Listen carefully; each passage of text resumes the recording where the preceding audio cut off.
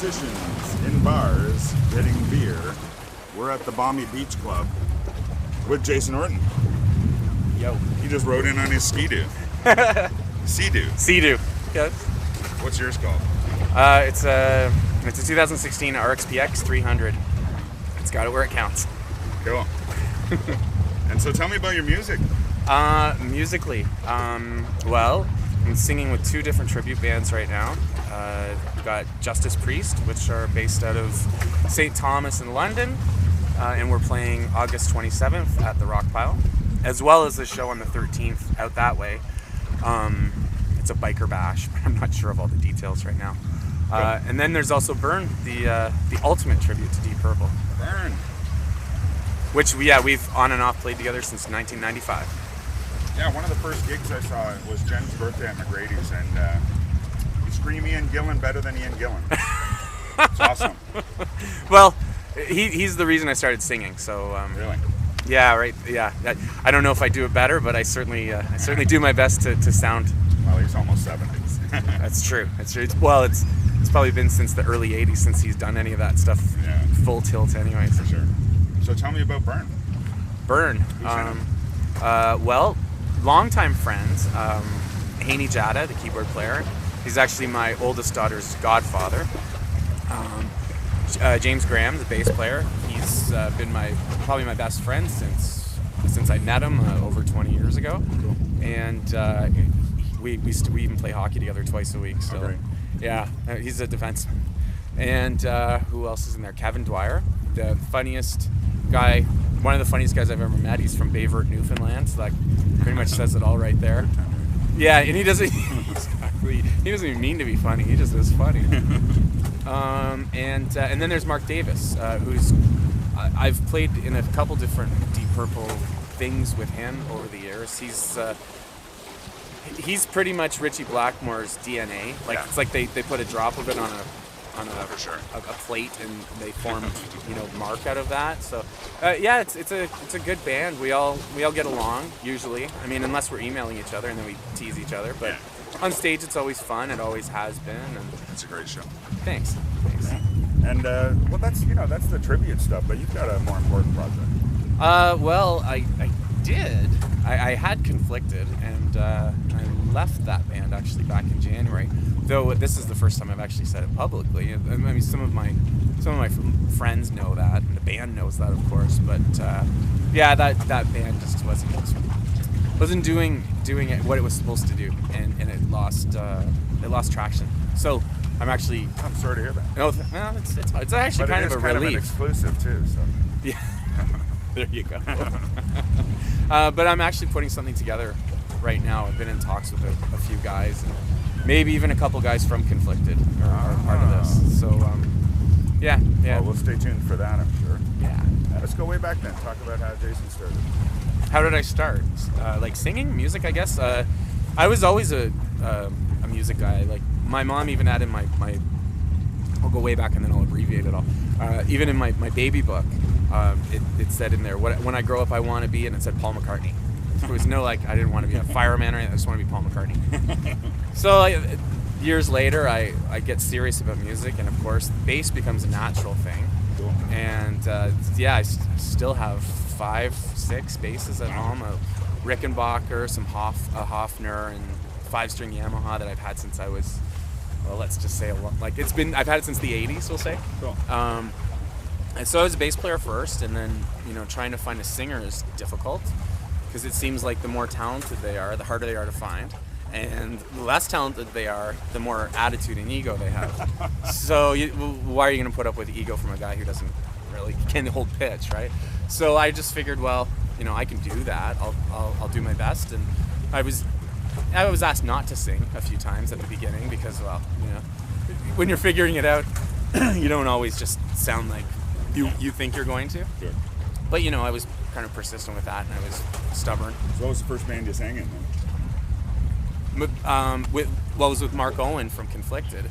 It was at his high school. I was like 18, and I got asked, Jay, do you know any singers, from his bass player? I said, yeah, I could do that, no problem. What are you doing? And he says, We were doing Yngwie Malmsteen and Deep Purple. And I'm like, well, those are my favorite. Like, at that point in my life, those are my favorite things anyways. I was like, wow, this is a perfect fit. I hope I can sing it. So one of the first things we ever did was Child in Time. And Awesome. I nailed it. Like, as a novice singer. So I started taking vocal lessons then. I took 3 years of Baroque-style Cool. opera training. And yeah, I mean, fast forward to now, I've been singing for years, and I've taken time off here and there. You know, when you're in that original mode, you don't necessarily want to play cover tunes and tributes and stuff, right? So if you can't find the right guys to play with in an original thing, sometimes you take time. And you know, I have daughters and stuff, so I had time to raise them and kind of be a good dad while they needed me. Awesome. Before the camera was on, we talked a little bit about recording. So tell the people, what's your process? What's the... I'm a mad scientist behind a microphone. I don't think I've recorded with anyone present. Maybe once. I think one song we did on In the Water with Conflicted, I did in the studio, and the rest of it was all from my own home studio. I've got a good microphone.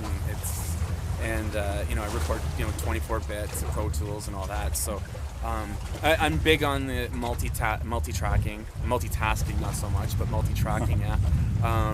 And I have no problem sitting down and spending an entire evening just singing a chorus over and over and over again to get it right, and then go from there. I actually have songs that I've been working on for 3 years that all I have are the chorus, but I won't let the song go because I love the chorus. So it's like, well, what do I do with the rest of this? And then tell us about the tracks then. How do you get that process going? What inspires that? I actually do what most people who do when they're visioning stuff or envisioning stuff. They kind of like, I just ask myself, I'll just say, well, I hear Freddie Mercury doing this. Now, what would Freddie Mercury do here? And then I start that way, and then it turns into me, and then it becomes like, okay, so this is what he would have done, or how I envision it. And then I just go bananas on top of it, and I go, okay, now what would Bach do to this, or what would what would Rob Halford do to this thing? Yeah. Right. And so you're not shy in putting down 30 tracks of vocals. No. That sometimes that feels like I'm just getting warmed up. What other tricks do you use when you play? Perform? Well, live I usually use my own gear, my in-ear monitors, which don't go through the soundboard. They usually just they just loop through what they do, and they come back to me, and then I run my own effects, which aren't really a lot of effects. I use like delays and phaser and chorusing and an octave thing that goes under, just to thicken it out sometimes, or make it sound spooky or something. Metal. Right on. And I often ask, where people like to play. I've seen you in a couple of different spots in Toronto. I like any stage. Like I'm kind of a whore that way. Though the bigger the better. So I always enjoy the rock pile. The staff there is cool, and Dom and everybody there is cool. Jake is an excellent sound guy, and I like laughing with him. He's a pretty funny guy. But I also I've enjoyed the Opera House stage. That's incredible. I've played on the warehouse or whatever it is, on the docks. I've been on that stage. It had terrible sound, but it was fun to be up there just because you look out and it's like, whoa, this is huge. Cool. And have you played out of town much? It's been a long time. Like we played with the Priest tribute. We've played out in London, and actually the Purple guys too. We played out in London and St. Thomas, but not so much really. And I guess the last thing I want to ask you is, you got any funny stories from the road? None that the sea. None that I could tell. Yeah, the camera's usually off when those happen. Yeah, I know. Exactly. No, the sea. Well, no, I can't really say. No, if you turn that camera off, I can tell you lots of good stuff. What do you got planned then, other than the new band forming? Shows coming up? That's a lot right there, but there's actually quite a few Burn Purple shows and Justice Priest shows. The two in August being the biggest ones, or the most prevalent right now. August 13th out in St. Thomas with Justice Priest at the Biker Bash. And then here in Toronto at the Rock Pile on August 27th. And that's with Strictly Sabbath. And there's a Zeppelin tribute there as well. So, yeah, that's the big British metal night. Yeah, that'll be a good one. It will be awesome. It'll be awesome.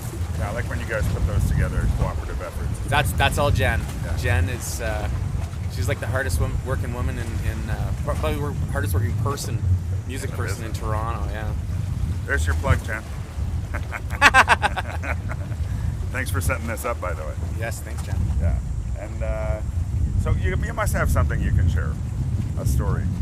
Well, I mean, there's always weird stuff, like stage things that happen, right? Where, you know, you're on stage and something blows up, or you accidentally step on your guitar player's pedals and you mute it, or you unplug his amp accidentally, or keyboard players who aim their amplifiers at the singer's head and claim that it was an accident. Like, come on, dude, you knew it was aimed at my head, helping me blow my voice out in the middle of it all. But I don't really I'm a pretty clean guy. So I don't do drugs or even smoke for that matter. And if I drink too much, my voice turns into that, right? It gets all wobbly and broken. So I kind of I'm more of a people watcher with that stuff. But you see lots of weird things from a stage, though. You see them out in the audience, and you see, you know, men dressed as women, and women doing weird things with other women, and boobs flashing, and you know, it's good. It's good. Good, clean, rock and roll fun. stuff. Yeah, it's awesome. That's great. All right. Well, hey, thanks for being on Musicians in Bars getting beer. Even though we're not in a bar, we're getting beer. We're behind one, or we're in front of one. There is a bar. Yep. They're good at Jazz Fest especially, but anyway, thanks again for being on Musicians in Bars, getting beer. Jason Orton. Thank you, Billy. Cheers.